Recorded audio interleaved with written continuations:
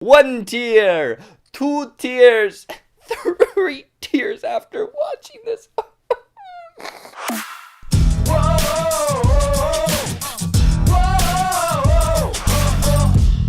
What's going on, everybody? Welcome back to JBuck Studios, your home for reviews, reactions, and of course, ridiculousness. And we're finally getting to some of the reviews, some of the movies, some of the documentaries that I watched in Sundance all the way back in January. But this is a good one. This one hit on that level of nostalgia, and it's a new documentary called Street Gang: How to Get to Sesame Street. Take a stroll down Sesame Street and witness the birth of the most influential children's show in television history, from the iconic furry characters to the classic songs you know by heart. So is this a wonderful, nostalgic, and emotional trip back into Sesame Street? Let's find out. But before I get into my thoughts, let me know what you thought of Street Gang. If you've already seen this, looking forward to it. Grew up with Sesame Street. Let me know in the comments down below. Now, let's get into some of the good. So man, Street Gang: How to Get to Sesame Street. This is pure happiness, nostalgia, joy. This is taking me from now and putting me back into like 7-year-old me, because this is what I grew up watching every single morning.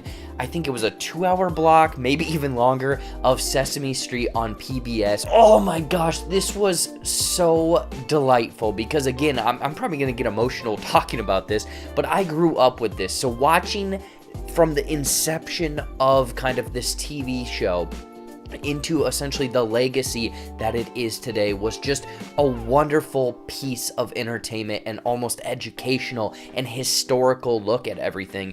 And I think the most interesting part is where this came to be, how this came to be, because essentially what Sesame Street was originally thought up as is targeting inner city kids that were poor, underappreciated, uneducated, very much kind of giving them the education that they deserved for free and whatnot. So I loved the way that they kind of dove into kind of the inception, the beginnings of this, and the main people that were at the core of it, of John Stone, Jim Henson, and Joan Gaines Cooney, I believe. Like, all of them very much played a huge part in piecing this together, again, making it to what it was, where Joan was very much the person seeing it, had this idea and was like, we're going to make this. John coming in and being very much committed, like this was his life, like his family was almost second and the show was number one. And then obviously the legendary Jim Henson with the Muppets, and them coming in and very much giving personality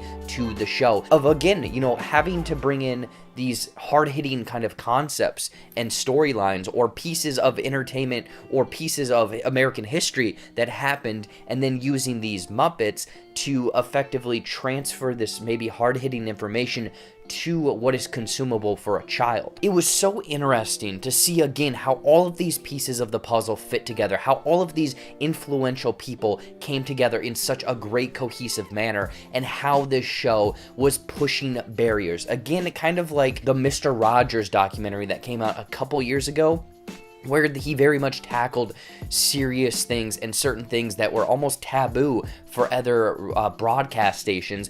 They do this here as well. For example, they talk about Mr. Hooper passing away. I think that they even talked about presidents and same-sex marriage, and honestly, just a lot of things that was, holy crap, you're doing this on a children's show, this is insane. But they were ahead of the curve. They were like, we need to educate people. So I loved that. But almost stepping back a little bit from just the crew and the people involved, this was again influential and groundbreaking, because there were certain TV stations, I believe in Mississippi and a handful of others, that completely refused to play Sesame Street. So it was almost this groundbreaking thing of them sticking it to the man, of bringing this educational material to people that were less served. So I thought that it was just wonderful. Again, maybe people were fighting for money and greed and whatnot, but this showed that they put the kids at the forefront. They wanted to educate them, and to even get more popularity. Like, oh my gosh, I'm just remembering this,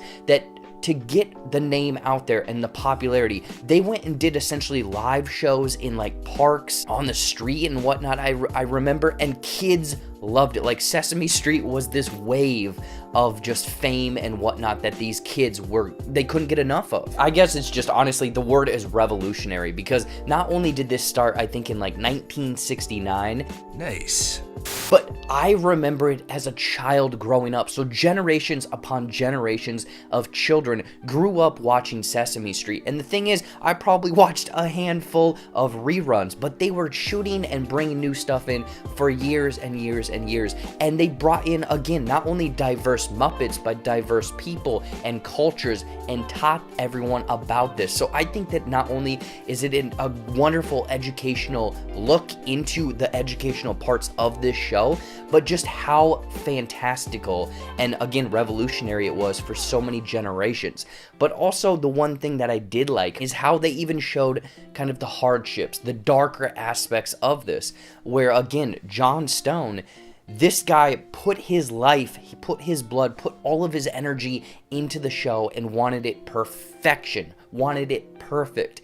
And they even say he never fully got all of the credit that he deserved for putting the show together. I think Jim Henson got quite a bit, the Joan Gaines Cooney as well, but Jon Stone never fully did. And I guess jumping from the dark to the light now is the behind the scenes look at everyone that was working on this show. Look like they were having such a gosh darn fun time. Like, they're joking with the Muppets, they're joking with the personalities, the behind the scenes, like they are cracking up, having a great time. So not only is this journey revolutionary, them hitting roadblocks, people did not want this to be a success, but they had a blast doing it this whole time. As for any negatives and whatnot for Street Gang, I have none. Again, I may be biased because this is a nostalgia. This hit my soul. This made me tear up and get emotional while watching it. Go watch this. Overall, Street Gang, How to Get to Sesame Street is a nostalgic but historical and educational look at Sesame Street as a whole, with it absolutely being delightful as a historical look, educational look, diving into some of the fun, some of the dark, but just this cohesive story overall with no negatives for myself. I would highly recommend checking out Street Gang, How to Get to Sesame Street. Again, I'm getting emotional right now. This is how I was 3-4 months ago when I was watching it. This is a must-see for anyone that is curious about Sesame Street, but especially people who grew up wondering how to get to Sesame Street. In closing, I'm going to give Street Gang, How to Get to Sesame Street 4.5 out of 5. Me want cookies! So what did you all think of Street Gang, How to Get to Sesame Street? Did you like it? Did you hate it? Are you nostalgic about this and need even more Sesame Street? I want to know in the comments down below. Seriously, this one was just a heartwarming, delightful documentary. Anyway, though, as always, thank you so much for watching. Watch some more videos up there or right over there. You know, brand new content every single week here on the JBuck Studios channel. More stuff coming this week.